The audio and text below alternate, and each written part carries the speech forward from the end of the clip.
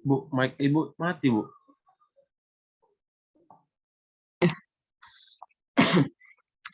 Selamat pagi semuanya, bertemu kembali di pertemuan ke-14 ya, pertemuan terakhir di semester ini. Semoga kita di semester depan bertemu. Agak kurang kena alergi, jadi bengkak sewajah bengkak. Ini. Nanti kita akan ada kuis ya. Kuis itu soalnya nanti Bu bagi hanya untuk bagi yang ikut Zoom. Absensinya pun nanti diisi di Zoom, Ibu yang melihat, kemudian nanti soal kuisnya pun dibagikan di sini ya. Kita memulai. Kenapa video di on kan? Karena kan ini pertemuan terakhir, bisa jadi kita tidak bertemu lagi, bisa jadi bertemu gitu ya. Jadi sesama kita masih ini terekam. Kelas ini kemarin beberapa sudah Ibu kita bertemu ya. Terima kasih. Ada beberapa bantuan si hari saya sudah lulus sertifikasi, tapi belum pencairan. Nanti kalau ada pencairan, nanti kita bisa bertemu lagi ya. Masih apa? Oke. Manajemen stakeholder. Stakeholder ini akan biasa kamu dengar. Stakeholder itu apa peranannya, apa tujuannya, dan apa pentingnya dalam sebuah proyek ya. Jadi tugasnya kemarin itu hanya membentuk blog ya, tapi ada beberapa kok jadi link Ibu yang dibuatkan kan gitu ya. Masih belum. Tapi kalau misalnya nanti kamu yang belum paham, itu kan simple ya, nggak terlalu rumit. Cobalah buat itu caranya begitu. Jadi semacam kamu mau, kalau dulu kan apa tuh, kalau zamannya Ibu kan rajin bikin catatan kecil atau diary kan gitu kan. Nah, blog ini kan bisa digunakan semacam membuat rangkuman mata kuliah, kemudian orang lain bisa baca ya, kalau kamu lengkapi referensinya, orang lain misalnya seperti kamu, saya cari nih pengertian stakeholder kan ada tuh dari blog, nah itu membantu jadi ya. Tapi sertakan kalau bisa sumbernya ya, referensinya. Jadi memang karena kan di yang online ini kan bisa semuanya ada, tapi benar atau tidak, nah ini yang perlu kita lihat lagi. Jangan misalnya ada referensi, ada sumber materi yang kamu perlukan, langsung kamu copy paste, tidak bisa seperti itu. Harus kamu lihat itu sumbernya dari mana, keakuratannya benar atau tidak. Jadi harus ditelusuri lagi ya. Apalagi jangankan berita ya. Jadi sumber-sumber ilmu itu pun tidak boleh mentah-mentah kamu, oh ya ini tugas kami nih, benar nih, gitu jangan. Harus kamu cari dulu kebenarannya melalui apa? Referensinya ataupun dukungan-dukungannya ya. Pembahasan kita stakeholder dari awal sudah ada di situ, ada manajer, ada sub bidang, ada sub pegawai, ada pegawai, ada sub pegawainya juga, ada kemudian orang yang berperan dalam suatu lingkup yang memungkinkan suatu sistem itu terjadi, itulah stakeholder. Orang itu bisa bagian dalamnya, namun bisa juga nanti berperan dengan orang luarnya, linknya yang dari luar, itu dia ya. Pembahasan sebelumnya kita membahas manajemen pengadaan. Jadi manajemen pengadaan itu adalah setelah ada pihak inti atau si perusahaan, misalnya perusahaan IT kita, perusahaan A. Nah, agar si perusahaan A ini bekerja, itu harus berkoordinasi dengan beberapa perusahaan lain. Perusahaan lain ini harus tidak bisa langsung tunjuk. Nanti kan disebut apa namanya KKN ya, apa namanya KKN. Jadi sengaja kan itu sekarang menjadi sumber dari korupsi kan itu ya KKN. Jadi misalnya contoh nih, sebuah swalayan itu kan banyak tuh supplier-suppliernya. Atau contoh di kampus kita kemarin disampaikan misalnya itu kan bagian office boy-nya itu kan itu bekerja sama dengan pihak lain. Ada perusahaan lain yang memang sengaja atau memang mereka itu mempersiapkan OB-OB. Jadi mereka jadi si yang kalau kamu lihat di situ kampus kita tidak boleh langsung misalnya ada yang salah langsung di-resign atau di apa, nggak bisa ya. Itu harus melalui ada perusahaannya, karena pernah saya tanya. Nah, katanya begitu ya. Jadi ada pihak lain yang memang, libatkan kerjasama. Nah, itu dia. Jadi selain ada manajer, kita lihat nanti di sini, sumber daya manusia ya, di sini contoh untuk sebuah, stakeholder ini memang lebih dikenal adalah personal ya, individu, bisa personal, individu, kelompok yang memang terlibat dalam sebuah itu tadi ya, suatu sistem, suatu pekerjaan, suatu pembuat keputusan. Nah, itu dia ya. Jadi, stakeholder yang berbeda mungkin memiliki persaingan yang ciptakan konflik di dalam proyek. Karena kan, kita juga sudah belajar ada namanya manajemen risk ya, risk management. Kalau kamu perhatikan, tanya nih ke orang bank, "Kamu kerja di mana di bank? Kamu di mananya?" "Oh ya, saya di manajemen risk-nya," kan gitu kan.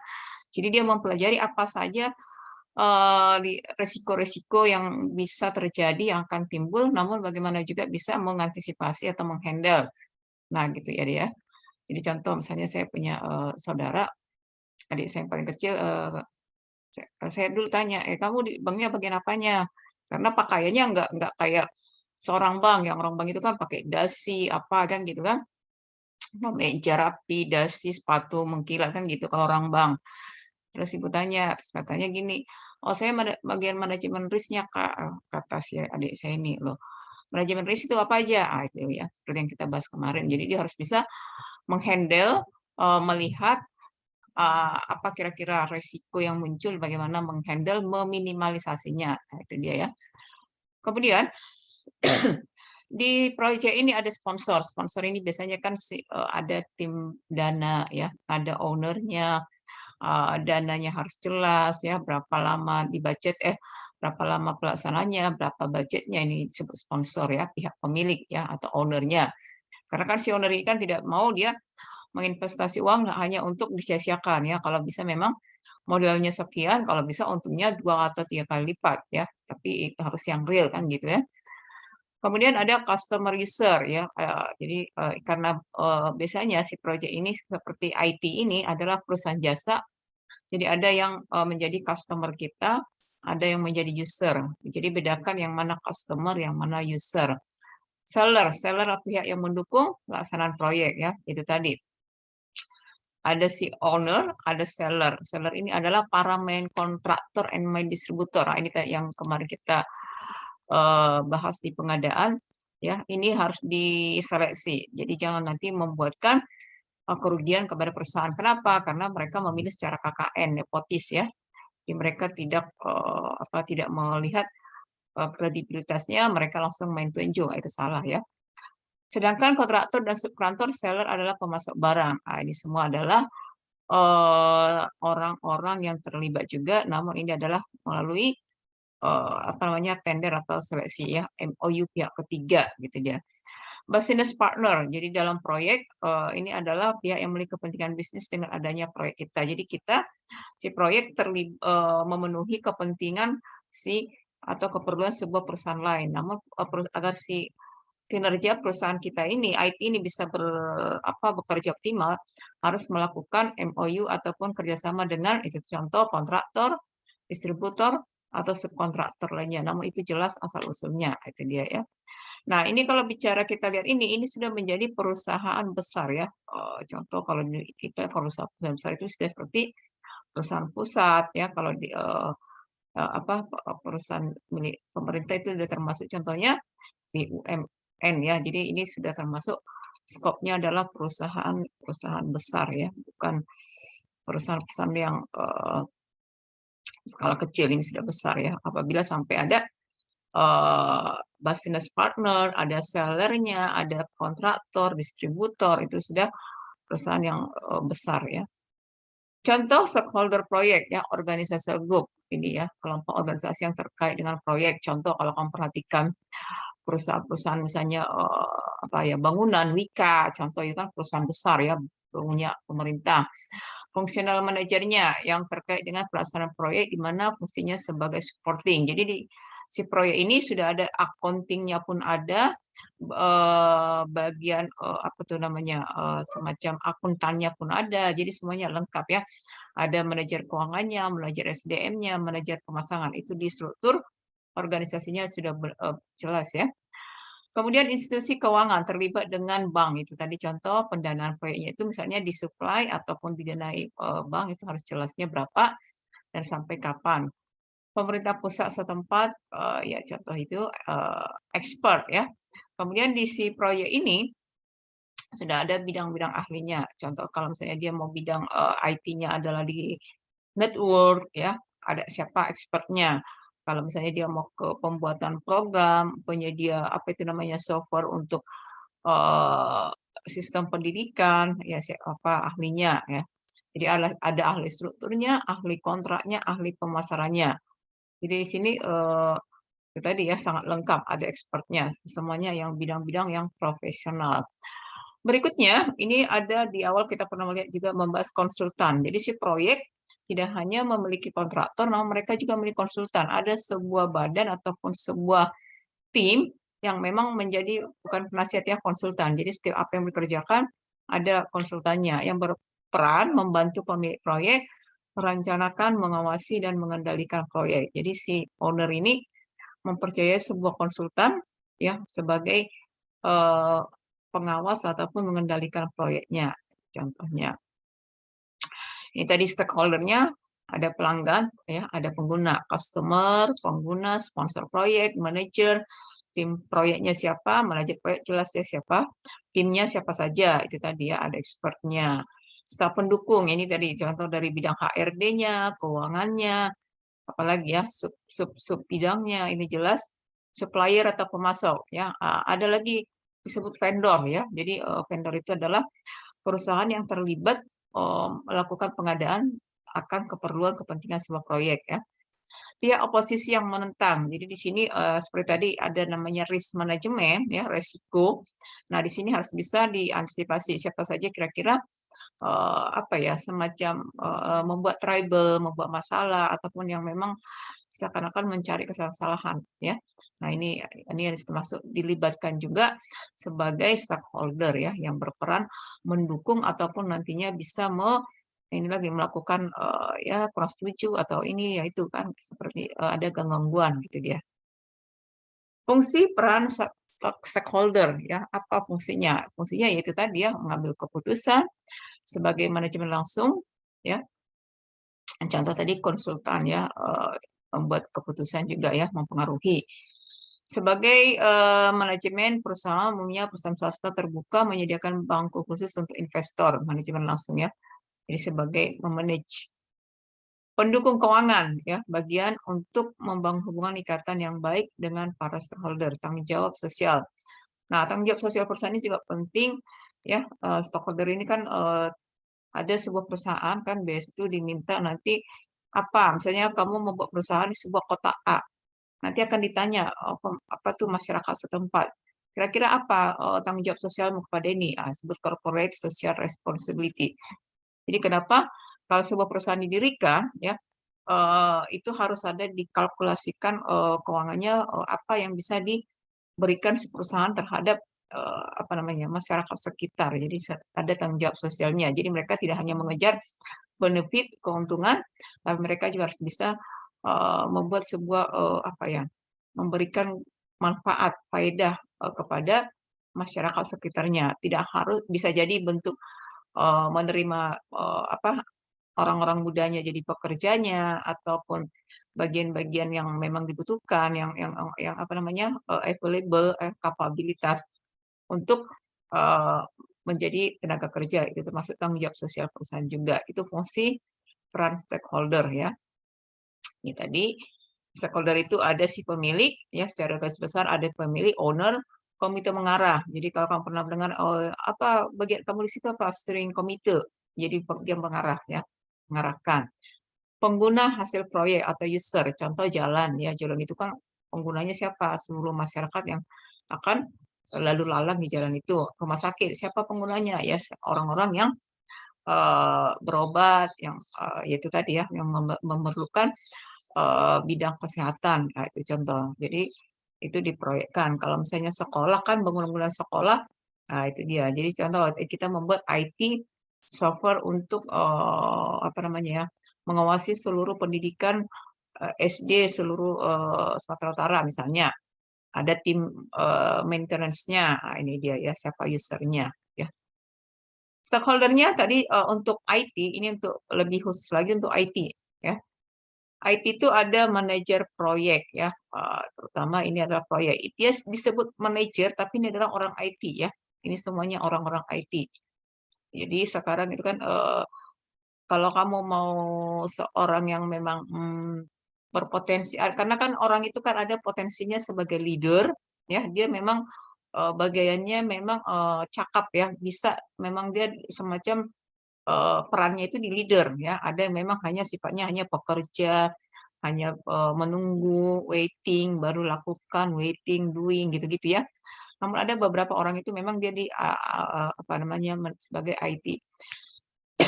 Kenapa kalau di organisasi-organisasi kita dilatih untuk leader ya? Kenapa? Karena minimal kita melider kita diri sendiri. Jadi proyek di sini manajernya ini kan termasuk leader ya, leader di proyek ini. Jadi dia harus yang project management profesional ya, yang merupakan sertifikasi. Jadi dia sudah memiliki Project Management Institute ya. Jadi dia sudah memang handal ya. Tapi dia tetap berkecimpungnya di IT. Bisa saja dia dari IT diangkat ke manajer atau bisa saja memang dia berperan sebagai manajer namun dia memahami scope IT. Bisa jadi ya, karena kan IT ini terbuka untuk siapa aja belajar. Tidak harus orang komputer toh atau hanya ilmunya bidang komputer, tidak bisa. Bisa saja bidang orang lain. Tapi bidang IT kalau komputernya kita misalnya bidangnya di IT, otomatis kita di IT saja. Apakah kita bisa belajar di bidang kedokteran? Bisa. Contoh, ibu kan, bukan ibu. Contoh, ini kan bidangnya image processing ya. Jadi ada ibu dengar, ada ibu bukan ibu dengar, memang ada pengalaman seorang IT, dia semacam bertindak seorang IT ya. Dia seorang IT namun bertindak seperti seorang dokter, tapi dia tidak melakukan gini, dia mendeteksi sebuah penyakit itu melalui image ya, dari image processing ya. Jadi dia kalau si dokter kan langsung dia lihat-lihat ini kan sesuai dengan kedokterannya. Nah, yang orang IT dia bisa dikecimpung di bidang kedokteran, dia berdasarkan bidang di image-nya, dari situ dia bekerja ya. Berikutnya analisis sistem ya. Ini kalau misalnya kalau kamu suka membaca referensi salary orang-orang IT ya, apalagi misalnya dia seorang data scientist berapa, salary orang ini berapa, kalau kamu suka pernah lihat ya. Nah, di sini ini tinggi ya, analisis sistem, business system analysis. Ini yang dibutuhkan perusahaan-perusahaan IT. Jadi kalau kamu seperti Ibu lihat ya di semester kelas kita ini kan banyak yang orang seperti orang apa ya, India. Kenapa India itu IT-nya sangat kuat, IT-nya sangat cepat ya, yang dari luar. Satu mereka kan memang tertarik ya. Kedua mereka kan kalau orang India itu kan Inggrisnya kan agak fasih ya. Mereka lebih tidak sama dengan kita ya. Jadi mereka lebih tangkap mempelajari apa itu namanya perkembangan IT ya. Kenapa sampai di sana ada Google, ada seperti apa ya. Jadi kalau misalnya sekarang kan kalian tahu ya, Google itu kan yang apanya sekarang kan orang India, India yang sekolah di Inggris kalau tidak salah ya.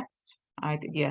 Kenapa? Karena memang ya India itu tadi ya, mereka didukung bahasa Inggrisnya, didukung juga itunya. Kalau orang Indonesia kan ada beberapa memang yang memang itu, tapi jarang ya.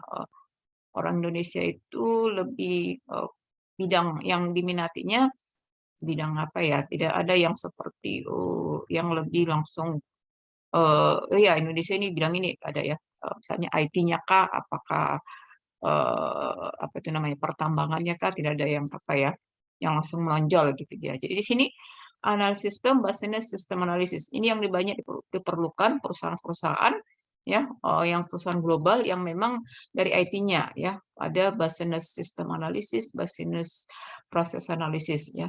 Nah, ini dia. Jadi kalau memperhatikan itu ada orang Indonesia yang ada di mobil apa tuh Tesla ya. Dia menjadi orang yang keberapa gitu-gitu kalau kamu suka mendengarkan atau mengikuti perkembangan IT ya. Itu dia. Orang Indonesia juga bisa sebenarnya ya. Proses manajemen stakeholder, mengenali stakeholder ya itu tadi ya, bagaimana membentuk, tadi ada stakeholdernya, sekarang memanajemen stakeholder proyek. Mengenali stakeholder, tadi stakeholdernya sudah panjang lebar dibicarakan, ada si yang ownernya, ada komite streamingnya, ada usernya, ada customernya, semuanya terlibat. Kemudian merencanakan komunikasi ya. Jadi bagaimana nanti ada di sini human apanya resource ya atau publiknya yang speaknya untuk ini merencanakan komunikasi agar karena kan tadi ada orang ketiga, pihak ketiga, ada beberapa bidang-bidang bagaimana agar semuanya ini memiliki visi misi yang sama. Jadi perlu informasi komunikasi ya. Kemudian setelah itu disepakati, contoh jadi apa target si proyek, kapan selesainya, apa outputnya, apa capaiannya, apa keberlanjutannya, itu perlu didistribusikan. Nah, ini perlu dengan yang menyediakan informasi ya. Yang terakhir, input penting pada proses identifikasi stakeholder ya, mengidentifikasi kalau tadi membuat manajemennya, sekarang mengidentifikasi stakeholdernya. Ada project charter ya, jadi di sini ada bagian IT yang memang di sini dibuat project charter ya, informasi mengenai pihak internal, eksternal. Jadi kalau bicara stakeholder yang kita bahas hari ini adalah pembahasan perusahaan besar ya, yang skopnya besar, bisa dia berbentuk nasional atau mungkin dia sudah terlibat dengan perusahaan-perusahaan asing ya. Bayangkan kalau kamu menjadi salah seorang bagian dari sini, apakah bisa? Bisa saja ya. Oh ya, kuliah saya hanya di Penusa, kuliah saya kan hanya di Medan, jangan salah. Kalau kamu memang minat, kamu mau mengembangkan diri, tidak hanya menerima dari seperti ini, apa yang diberikan dosen itu aja yang kamu apa itu namanya bulat-bulat terima, tidak dibaca, tidak dikembangkan, tidak di apalagi ya. Kalau kamu ada minat-minat, ini siapa apa saja bisa terjadi. Tapi yang perlu adalah ada kemauan, kemudian memperlebar koneksi, mulailah misalnya ada training-training ataupun ada pembelajaran-pembelajaran yang tidak bisa mencari yang tidak berbayar free ya. Yang tadi Ibu sampaikan memang kelemahan kita adalah di bahasa Inggrisnya ya, Inggrisnya, mempelajarinya, memahaminya. Jadi terkadang kita kalau misalnya semacam komputer kayaknya semua kita udah punya ya. Banyak yang apa itu? Kalau kami dulu apa ya?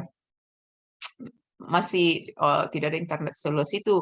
Kalau kita belajar itu bukunya harus ada, ya udah harus apa itu dikata si dosennya referensi kita ini. Jadi setiap kita belajar sudah ada buku yang apa kalau nggak bisa beli pas fotokopi. Ya, kalau sekarang kan enggak. Kalian tidak ada ya modalnya mungkin hanya bayar uang kuliah kan begitu kan. Kalau kami dulu kita sudah belajar ya karena pertemuan kita kan hanya berapa menit. Jadi kalau kita mau ingin lebih menguasai ya, lebih mengerti, memahami terkadang ya kita harus kursus lagi. Kursusnya kemana? Ya kita cari. Contoh dulu Office ya karena kan belajarnya kan ini kan bayangin satu kelas berapa. Nah, supaya kita lebih bisa karena kan bayangkan kalau ibu dulu dari Sumatera Utara pindah ke Jawa, orang kan beda ya persaingan saya. Jadi untuk bisa mengejar ketinggalan, ya itu tadi pasti harus kursus lagi, nah kan dana lagi. Nah kalian kan tidak usah. Jadi mempelajari, mengulang, tadi kemudian mencari, oke mata kuliah kami ini, kamu carilah referensi ataupun kemampuan-kemampuan yang handal yang mendukung ya. Oke, itu pembahasan kita yang terakhir ini ya. Oke, yang kehadirannya kita lihat ya. Silakan Zoom. Silakan videonya di-on-kan ya, kita lihat ya. Yang lain diperhatikan temannya supaya mengenal saja ya, tidak hanya Ibu. Ardi tadi hadir, ini nggak ada ya. Ini nggak ada. Kader nggak pernah ada ya.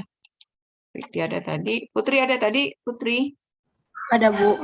Mana videonya? Ada. Oke. Radika ini pernah ya. Rafindran ada ya. Sasmita, Ada, Bu. Oke. Sindu, Tainus tadi minta izinnya. Oke. Ada, Bu. Oke. Ya, kelas ini lebih rajin daripada kelas sebelumnya. Tugasnya pun lebih rajin ini dari yang apanya ya. Tolong kebersamaan kalian karena kalian itu kan tidak seberapa banyak ya, tidak seberapa banyak dalam arti